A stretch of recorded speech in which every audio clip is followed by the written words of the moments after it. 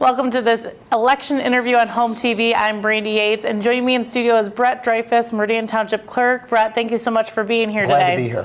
So the presidential primary election is March 10th, just around the corner. Let's talk about some general facts about this election. So we have a presidential primary. First question a lot of people ask is, I don't understand what a presidential primary is as compared to a regular primary that occurs in August. So there are two types of primaries in Michigan. There are closed primaries and open primaries. The presidential primary is a closed primary. That means that you have to select which ballot style you want. So there's some confusion because people think, oh my God, I have to tell everybody, what the name of my political party affiliation is, and also the common questions we get a lot of confusion about is, I'm a registered Republican, I'm a registered Democrat, I'm not a registered Democrat, I'm not a registered Republican. Can I vote? Can I vote in this? And here's the simple answer to all of that. Michigan doesn't have any rules or regulations involving a person identifying themselves as a member of a political party and then signing a box or indicating what their political party is. When you join a political party in Michigan, you are joining a club like the Audubon Society or the Sierra Club. You pay dues, you get a newsletter, and you get some things that say, come on, we need more members, in fact. Right. And so it's a membership club. Now, other states have different rules in their states, and some states still do require that you register who you are in order to be in a primary. And I don't know about those laws because I'm only involved here in Michigan, but I do know some states do that. Michigan does not do that. The next question that comes up is what party I selected known to everybody. It shouldn't be known to anybody basically around you in the precinct or anywhere else. But if someone wanted to FOIA, Freedom of Information Act, the results, it is a public record. So what the people get is a disc. I ordered it in 2016. You get a disc of about, let's just say, 1 million names. There's 1 million names, and then you're going to see a box that goes D, R, D, R, R, D, D, D, R, On what ballot they selected. And that's the ballot style that they selected. So the key information is this. A certain percentage of people are voting in the primary of the party that they are not normally affiliated with. Why are they doing this? They have their own reasons. People have their own reasons why they want to vote in another political party's nomination process. So bottom line is, if a marketer wants to know what your political affiliation is, they likely already know. There's enough data and marketing resources, data points, social media activities, subscription lists, and 1,000 other things that companies that want to market to individuals based on their political party identification already know what your political party identification is. But in this election, closed primary, you can pick whichever ballot style you'd like. So you pick ballot style, you're not picking the party. So you pick the ballot style that contains Democratic nominations, the ballot style that has Republican nominees, and a ballot style that has neither if you only want to vote on local proposals, of which there are 5 local proposals, 4 of which are renewals, and 1 is a new millage. Okay. And so speaking of the presidential candidates, obviously people have dropped out of the race. If someone's already voted absentee or early voted for a candidate, what are their options? So in the presidential primary in the last week, we had several Democratic candidates drop out of the race. People have already cast an absentee ballot, wonder, what can I do? There's a process called spoiling your ballot. Voters are allowed to spoil their ballot up till Election Day, which means you can spoil your ballot up till 4 p.m. on Monday, March 9th. You spoil your ballot by coming into the township office and signing a form that says, I wish to spoil my ballot, and you have a choice. You will say, I either wish to have a new ballot issued to me, which you can take with you. You can vote right here in the office, or you can take it with you. Or, and that's only good through basically through Saturday, because Monday you'd have to vote in the building. But up through Saturday, these choices hold. And then, or you have a choice to vote at the polls and say, I don't need to have a new ballot issued. And you can choose not to vote at all by simply having your ballot spoiled, and that's that. So the options exist. Any voter that wants to have a new ballot can get a new AV ballot, but they do need to sign a form and state what they want, and they come into the clerk's office to do that. Okay, and talking about passage of Proposal 3 in 2018, November 2018. Boy, it seems just like yesterday. About changes to absentee voting and early voting. Can you talk about that? Yes. Always good to talk about that because it's most people that are advocate high turnout elections and want to see the citizens engaged in the electoral process like to see what the changes that were made. No reason absentee ballot means that anybody can request an absentee ballot 40 days before the election, and they can receive an absentee ballot and don't need to be over the age of 60 or have a disability or any number of the other reasons that used to be listed. So every citizen who is a registered voter can get an absentee ballot. That's the first thing. When they get an absentee ballot, they can vote early, meaning that they can come into the township hall and simply vote right then and there and be done with it. So they have 40 days. So basically the election starts 40 days out. Or they can have a ballot mailed to them, or they can come in, take the ballot, and decide they want to take the ballot home with them. Okay. So that's what early voting is all about. We're going to have extended hours in the clerk's office this week. Today is Thursday, March 5th, and we're going to be open till 7, and we're going to be open on Saturday, March 7th, from 9 a.m. to 5 p.m. And we're going to process new voter registrations. We're going to issue absentee ballots. We're going to process change of address, and we're going to have early voting for anybody that wants to vote right then and there. We're also going to have election training available for people, election inspectors who want to learn, and we have the equipment all set up. So anybody out there who wants to learn or understand that for the future, they can also come in and watch some of the election equipment and how it's being used. The public is welcome to attend. Okay, and speaking of voter registration, you can register to vote up until the day of, correct? Can you talk about voter registration rules? So a big change in 2018 is that the voter registration deadline is the day of the election, so it's 8 p.m. on Tuesday, March 10th. However, the requirement is that a person who is not registered needs to come into the clerk's office in order to register to vote, and then they have to provide proof of residency. If they provide proof of residency, register to vote, they will be issued a ballot. They can either vote right in the building, or they can actually go to the precinct, and they can't take a ballot with them. They can vote here, or they can go to the precinct if they just want to choose to vote in the precinct. However, remember there's a time frame here. So citizens should not just lollygag until 7:30 and then decide that they want to race out the last minute. Sometimes what happens is unfortunate circumstances happen, delays happen, and if it's 8:01, there's no way to be able to issue a ballot. And so you got to be in the clerk's office at 8 o'clock promptly by 8 p.m. to make that happen. Okay, and that's also if anyone has absentee ballots out there. So what's the trend of absentee voting now with the passage of Proposal 3? You kind of foresaw this, that absentee voting was going to increase, especially in previous elections that we've interviewed you. I will take credit for being an early absentee voter prophet. I became clerk in 2012, and I began predicting back then that there were trends of AV ballots, and we needed to start looking at that. Then the AV counting board system came into place. We began participating in the AV counting board. Then we had a a high-speed tabulator that was sort of low-range-ish. We had some problems in one of the elections. Then we upgraded to a $35,000 high-speed tabulator because that's how you process the tens of thousands of ballots that come in that are now going to be done through mail and absentee voting.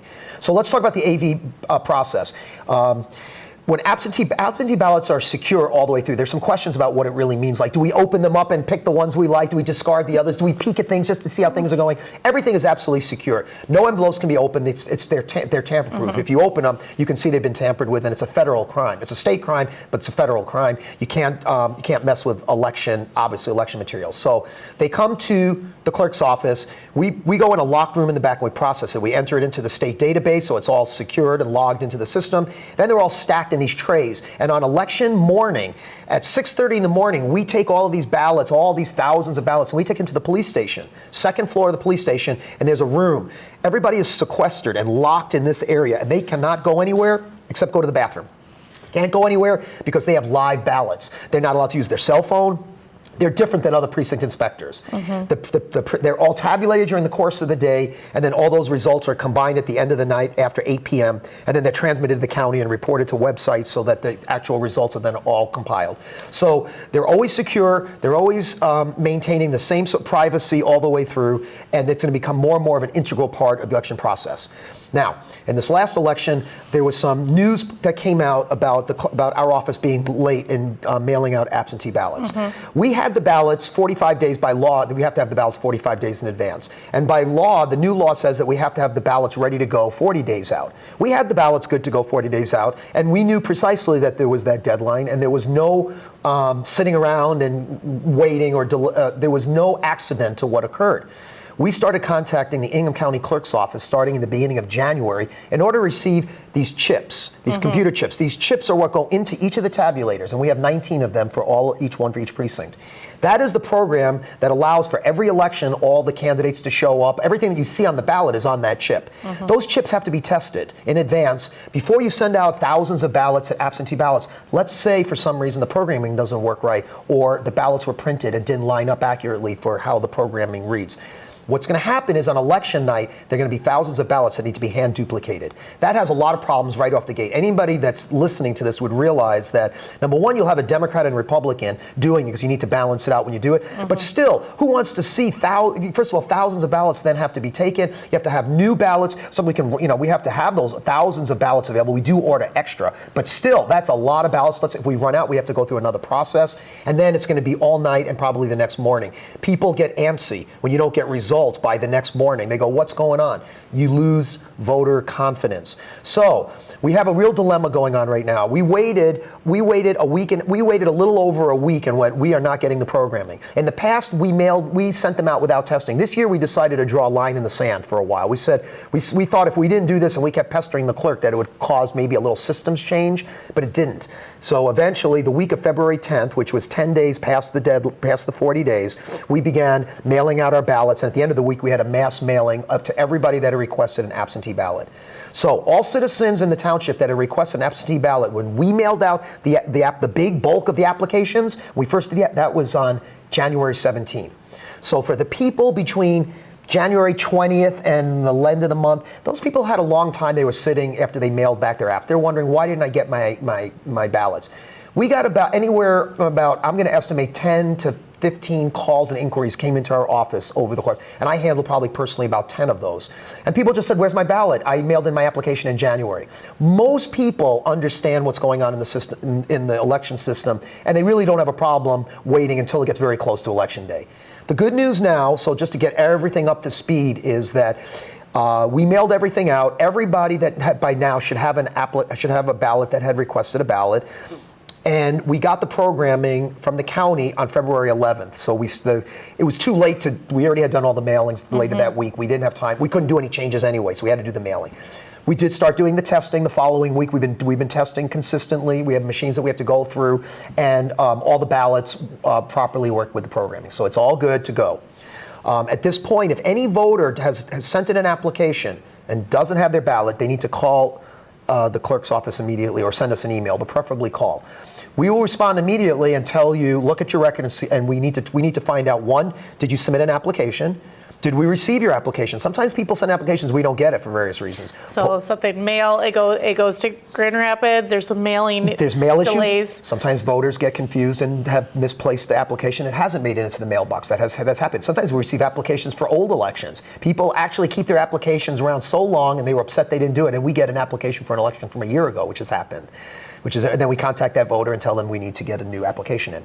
So there's different reasons that things can actually occur. But we check it, we have it on a record, and again, 99% of the time we do have the application date. Then we see if we mail the ballot out. If we mail the ballot out in the last few days, we say, wait, the ballot's still coming. If it looks like it's more than 5 days ago, we'll spoil that ballot just like we would if someone changed their mind. Okay. And then we can issue a new ballot. Now, since we're near the end of the week, we don't want to mail them out if we can. Today, we could still mail them out. It's Thursday. By law, we're supposed to mail them out till Friday, tomorrow, at 5 p.m. is the last time that we can mail out ballots. So that they changed it. It used to be Saturday. Clerks complain that this is really not a smart move because people who demanded that they get it mailed on Saturday are likely not going to have their vote count. Right. Just going to happen. Friday, I would not recommend mailing that on Friday. There is a good chance you will not get the ballot till Monday, and there's a small chance you might not get the ballot till Tuesday, and your vote is then going to be tough. You're going to have to get your ballot and race over to the clerk's office and make sure you get it in by 8 p.m. Okay, and I have to ask this.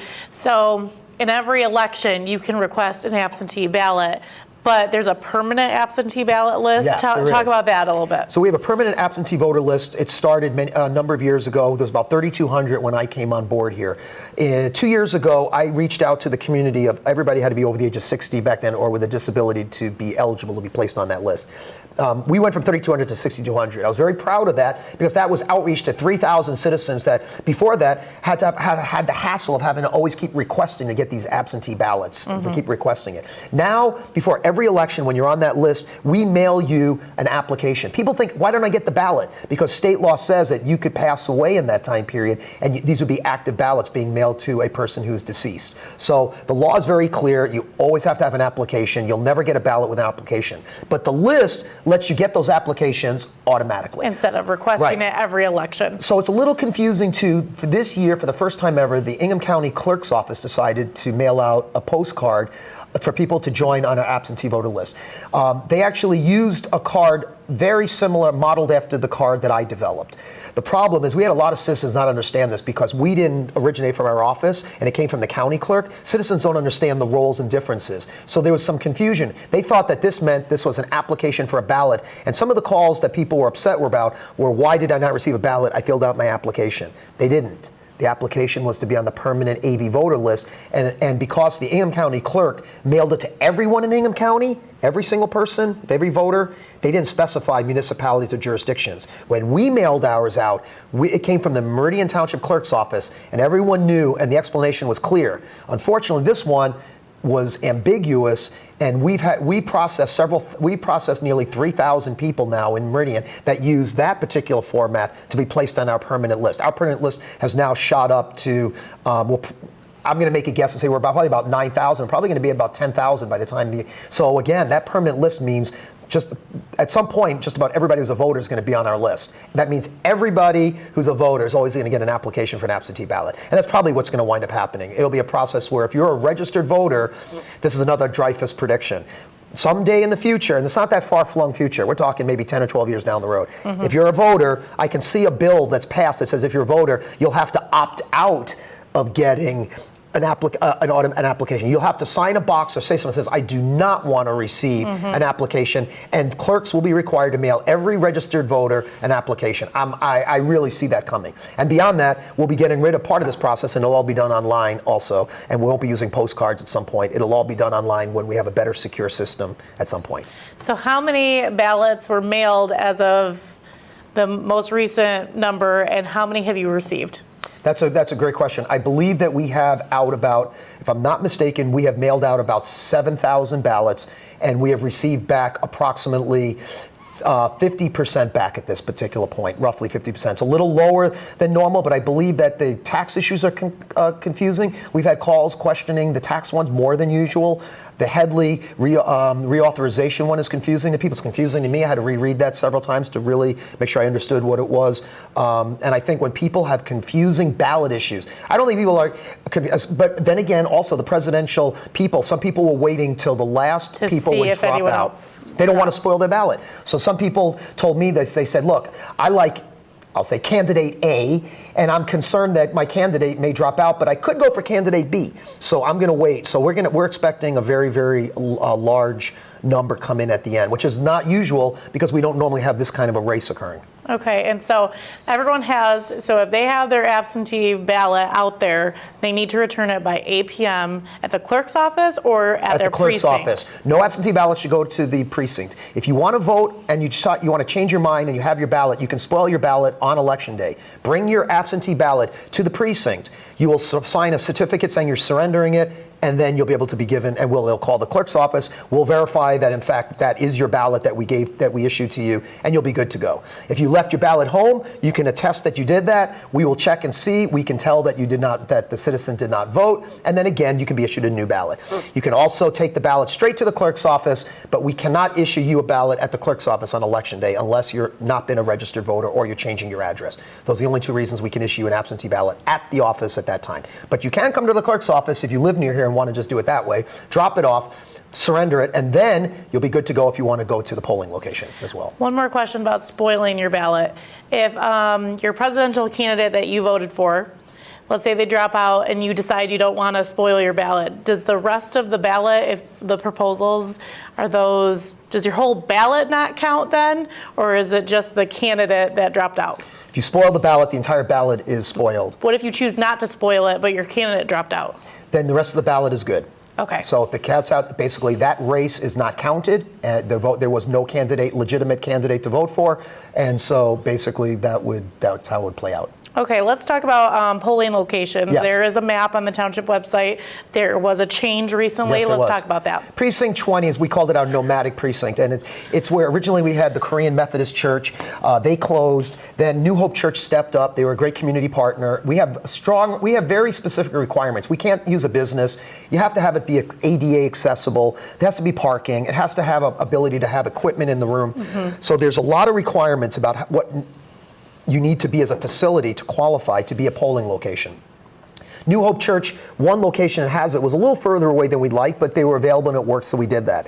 Now they built a new church on East Saginaw by Towner, and that facility is much larger, and they're closing the other one, so we were forced to move. They graciously allowed us to use that location as the new polling location. It's actually more convenient for most voters in Precinct 20. It's closer to their precinct. It's totally accessible, parking, easier, everything. It's a great one, and it's located. If anybody knows, we've mailed out new cards, new information to all the voters in Precinct 20. Anyone has any questions, just call our office and we'll be happy to give you information. You can also go online. We've updated the online information as well for the address. Okay, let's talk about Election Day. Okay.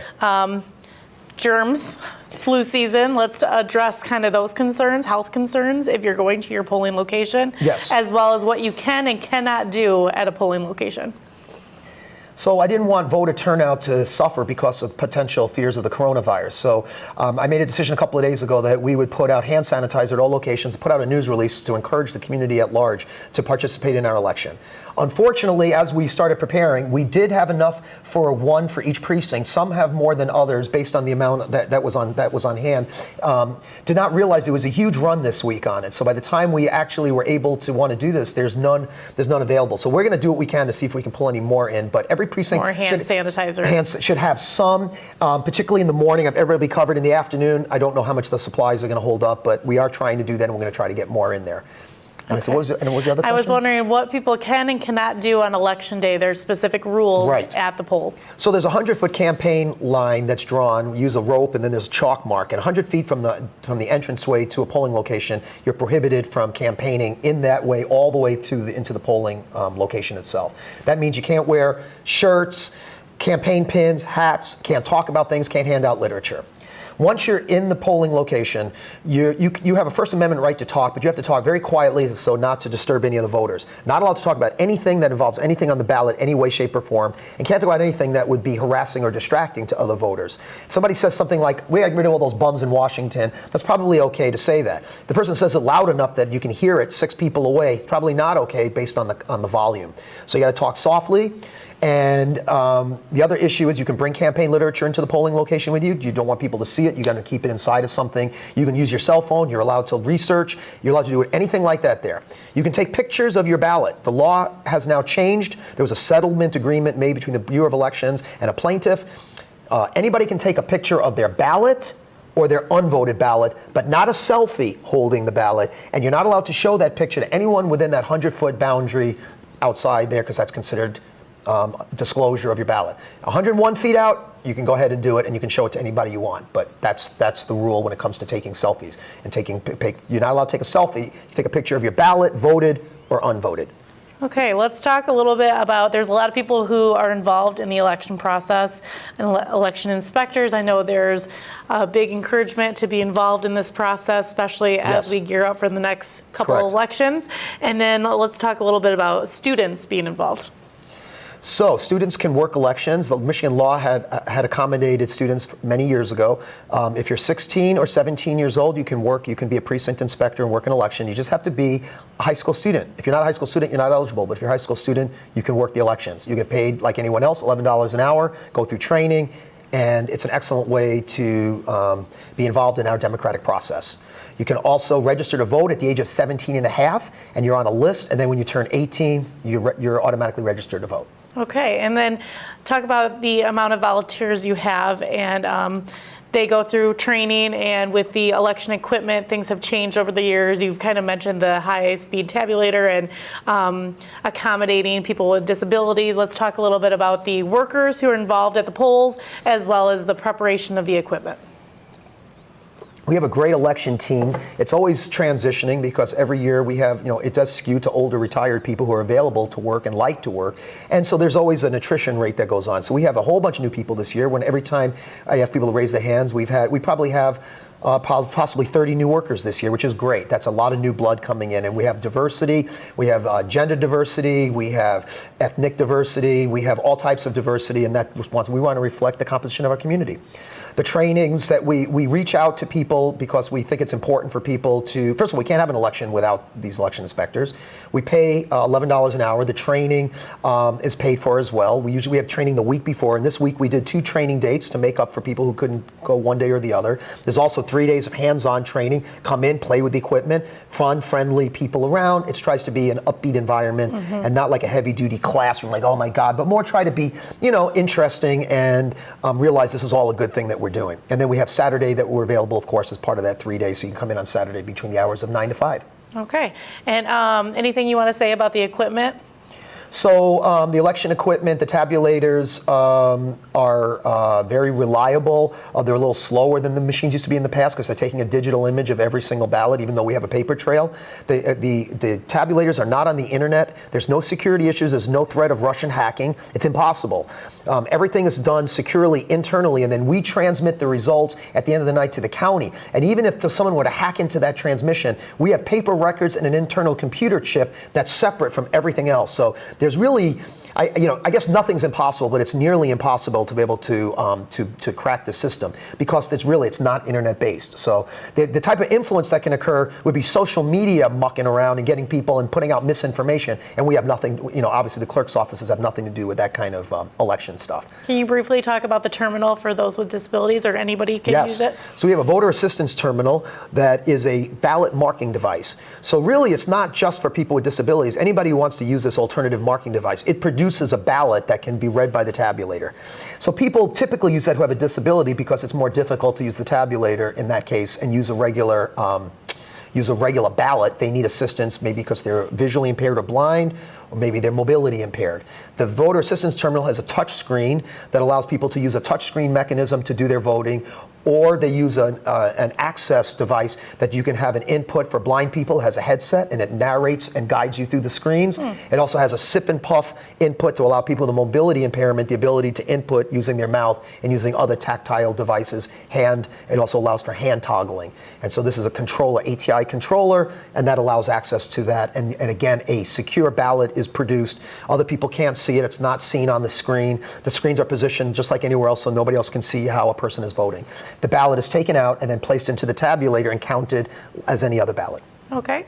And then briefly, let's talk about military. One other thing, too. Sorry. This year we did have training provided by the Michigan Protection Advocacy Services because of concerns in the past about making sure that all election workers were trained consistently. And we did 2 half-hour sessions, one on each day, and had it set up and took people through it. So we had this external disability advocacy group go through to cover all the bases to make sure that we had good information on the VAT. Okay, great. Let's talk about people who are overseas, in the military, or just kind of like out of the country during this time. Right. Let's talk about those ballots. And I know it's getting close to election time. I don't know where that. So overseas voters and people in the military are subject to a special form of election protection called the Federal Postcard Application Process. The FPCA allows a voter once to put their postcard in advance. Usually people will typically do this at the end of a year, and for the following year they get all elections covered. It's as if they're on an absentee voter list is what it does. But here's the one big kicker that's great. We are allowed to email their ballots so that we don't have to mail it. That saves obviously days or weeks getting them to Germany or anywhere in the world. So it has to be outside the legal United States, our country. If Canada counts, Mexico, anywhere like that, you can use the federal postcard application system. Now, here's the problem that happens with that. If somebody sends us right today, if we receive an FPCA today, we will send them a ballot, but how are they going to get back to us in time? It's still up to voters themselves to recognize that there's a gap and we can't make things happen instantaneously. Some voters in the United States that use a regular AV ballot, not even FPCA, will overnight it to us because they just want their vote and they knew that they waited too long. So it costs, I did check today and I found out it costs I think it was $24.75 what I saw on the website to make sure overnight a ballot, a package the size of the ballot would be $24 for inside the United States. So anywhere in the U.S., I believe it's $24.75. If you get your ballot on Monday, you can send it back to us for $24.75. Outside the United States, I don't know how much it is, but it's going to be considerably more. We've had people do that when they feel it's a tight race and they really want their vote to count. We can only go so far, but the fastest thing we can do is get you your ballot. As soon as you send us an FPCA, you're going to get emailed that ballot the same day, giving you maximum time, because you can't email a ballot back. It has to be mailed They back. have to be mailed. All ballots have to be mailed back, but we're allowed by law to email the ballot to the one, because when it comes back to us, we have to duplicate that to put that into the tabulator anyway. So that's why they can mail back in that format, because we're going to have to duplicate them anyway once it comes back to us. They're not sending us an actual ballot. They're sending us a form that's the verisimilitude of the ballot, basically. Okay. Anything else you want to address in this election? Obviously, we'll talk to you closer to the next election. We have Yes. August and November. And anything else Yes. you want people to know? One, please come to the polls and vote. If you haven't submitted an AV ballot, I encourage everybody to vote. Your vote counts. People think the vote doesn't matter. It does matter. It could be a tight race for presidential nominees. It could have impact at the national level. I encourage everybody to vote. There shouldn't be tremendous long lines. The problem times I always suggest is don't come between 7 and 8:30 in the morning. If there's any time that there's going to be more likely to be a line and or any difficulty, it's during that time period. If you want a more smoother, because you're time pressed, come sometime in the mid-morning, mid-afternoon, and you're going to be fine. A lot of AV voting, absentee voters, means that there's going to be less people at the precincts. However, we're expecting more turnout, so some of the AV ballots that get diverted means that we're going to have people still coming. So it shouldn't be that much more than a normal crowded election. Mm-hmm. There may be a line, and in the morning there might be a 20-minute line, but considering most of the country, you can vary in line. Some lines might be as little as 10 to 20 minutes, and some places people wait hours. So here, the goal is to have a zero wait, obviously. We want the throughput to go through, but realistically, at certain times, you're going to expect a 15 to 20-minute wait on an election like this. And probably the rest of the year, it's going to be the same way. Okay. Well, thank you so much, Brad. You're We welcome. really appreciate it. Thank you very much for having me. Thank you. And thank you for watching.